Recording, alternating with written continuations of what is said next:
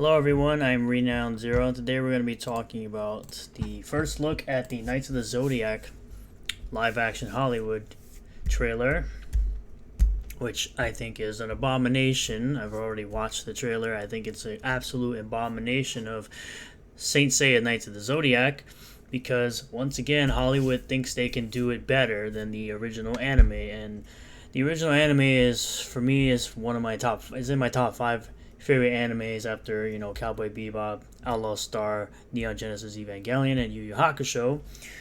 Taking the 5th spot would be Saint Seiya Knights of the Zodiac. So we're going to go through this quick article and talk about it really quick. From bounding into comics. Knights of the Zodiac teaser reveals first look at Hollywood's live-action cinematic take on Saint Seiya.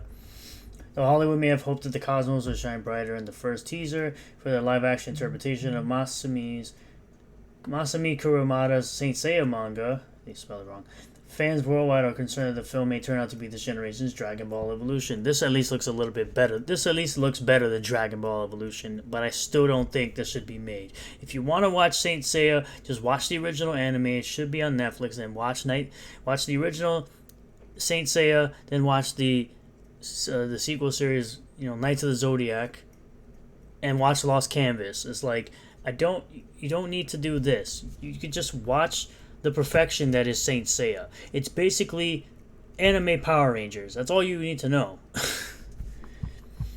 Produced in collaboration between Toei Animation and Sony Stage 6 Films, Sniper Reloaded, Resident Evil Vendetta, which both these films were bad. The West's upcoming take on one of the most popular shonen mangas of all time, as explained by the film's action choreographer Andy Chang, will be a U.S.-centric retelling of Kurumada's original. So it's a retelling, meaning it's not going to be good. Like, you're retelling an already perfect story, so you already know it's not going to be good. As much as I love Sean Bean, one of my favorite actors, my job is to turn animation into live action. You shouldn't have a job at all to do this. Do something else. Please do something else. Chang told Anime News Network in July, and you're talking at one of the most garbage anime websites of all time that attacked Vic Mignogna. Fuck them.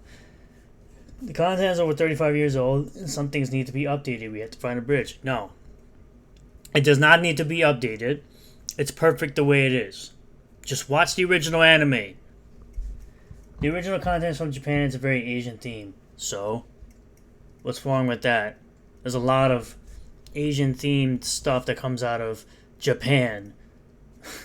He continued, right now the live-action film is called Knights of the Zodiac, and it's more on the U.S. side. They know I'm from the East side and they can do the West side, so we're blending the two. Again, it's going to be trash. As we've already seen with things like Death Note and Avatar and Dragon Ball Evolution, they've all been terrible. My job is to make sure the action doesn't look too Asian or too Western, Chang noted. It won't look like Crouching Tiger. There will be punching, but won't be an MMA style. Even though there's wrestling, there's wrestling. There's actual punching MMA style in the anime. In the original anime, they have points when they're in boxing rings punching each other. Every character has their own signature move and symbol, but it's based on real martial arts. Yeah, no shit. In support of Chang's claim that the live-action debut of Seiya and his fellow Bronze Saints was being made with the West in mind, Toei Animation producer Ikazawa Yoshi told Variety that same month that the idea to develop the live-action film is the first part of a franchise inspired by the successes of Marvel and DC shared cinematic endeavors. Most of DC's movies were shit. I don't know how you're inspired by failure, but please stop. And all of Marvel's recent stuff are failures, for the most part.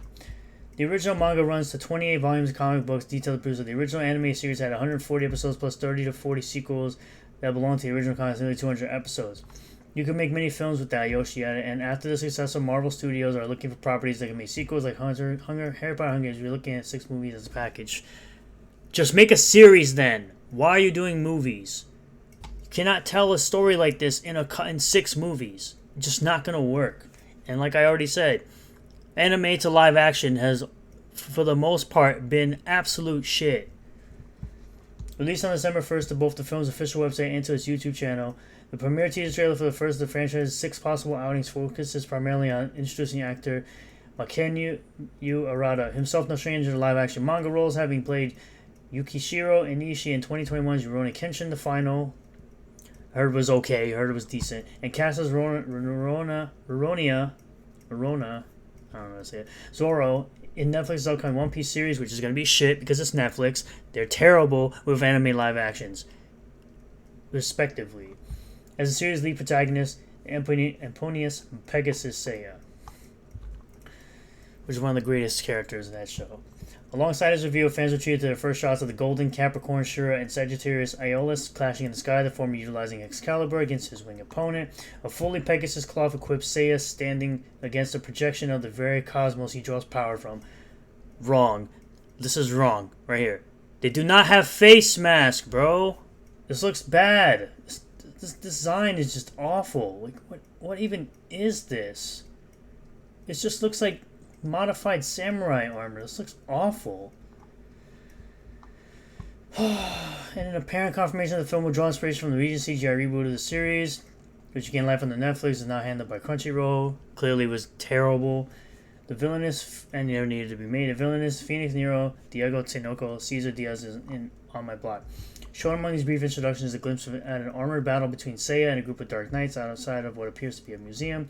However, while these shots were supposedly meant to hype for fans, dark tones of the bronze Pegasus cloth had instead left them hoping that the suit will have a date with visual effects and post-production. Either that, or it is a dark scene, since the live-action film is following Netflix's Saint Seiya Knights of the Zodiac is more likely the former option. See, they're not even following the good anime. They're following the Netflix garbage. That's how you know already it's going to be bad. From there, the trailer transitions to the antagonistic goddess of war herself, Athena, who is seemingly using her powers to disintegrate a group of warriors, possibly even former saints. Next up is Marin, seen throwing her signature mask during what appears to be the combat training she conducts with Seiya at the beginning of the original manga. Followed by Garad, who, thanks to undergoing the same gender swap as the Netflix, oh my god, as the version of the Netflix series played by actress Famke Janssen, who's the original Phoenix in the original X-Men trilogy. So again, now you're gender swapping characters. So, bye. At the trailer also closed, Seiya is seen in a particular set of armor which places the scene directly ahead of the final test of his training, the very moment he awakens his cosmos during a life or death situation battle against Cassios. Alongside the trailer, the film's official website also releases its first teaser visual. Therein, a lone Seiya clad in Seiya's signature red shirt and jeans can be seen walking amongst the ruins of Athena's sanctuary towards the statue of the goddess, its crumbling head bathed in light. Helmed by the Witcher video game series cinematic director Tomasz Baginski, the Knights of Athena will try their hardest to shine their cosmos bright when the Knights of Zodiac hits the earth worldwide in 2023. So there's a whole bunch of red flags. You got Netflix involvement. You got a gender swap. The armor looks horrible. It's like, why are you trying? And you're following again. You're following the Netflix Saint Seiya. You're not following the good one. So you know this is going to be awful, and you have people who've already played, again, live action or currently playing live action depictions of Netflix trash. So you know this is going to be awful.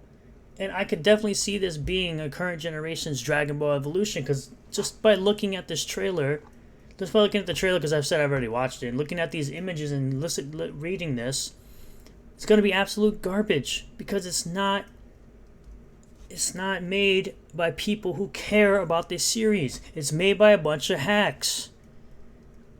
It's not made by people who actually like this series.